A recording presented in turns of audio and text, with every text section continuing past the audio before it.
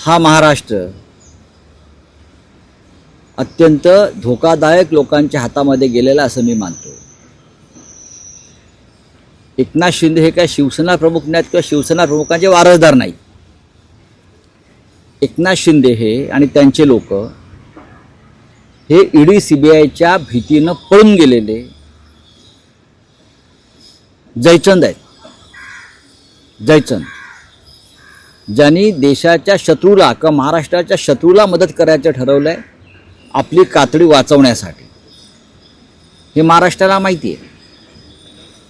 तुमच्याकडे भ्रष्ट मार्गाने मिळवलेला अमाप पैसा आहे आणि त्या पैशाच्या माध्यमातून लोक विकत घेणं, संस्था विकत घेणं, मतदारांना विकत घेणं आणि त्यातून निवडणुका जिंकणं, याला तुम्ही जर राजकारण म्हणत असाल तर अशा प्रकारच्या राजकारणाला बाळासाहेब ठाकरे हे वेशेचं राजकारण म्हणायचे।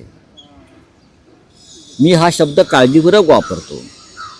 बाळासाहेबांनी दिलेल्या मुलाखती आणि केलेली भाषणात त्यात पैशाचं राजकारण हे वेशेचं राजकारण आहे आणि ते राजकारण एकनाथ शिंदे करतायत आणि बाळासाहेब ठाकरे, माननीय बाळासाहेब ठाकरे यांच्या शिवसेनेवर थुंकण्याचा प्रयत्न करतायत, जे नरेंद्र मोदी आणि अमित शहा यांना हवा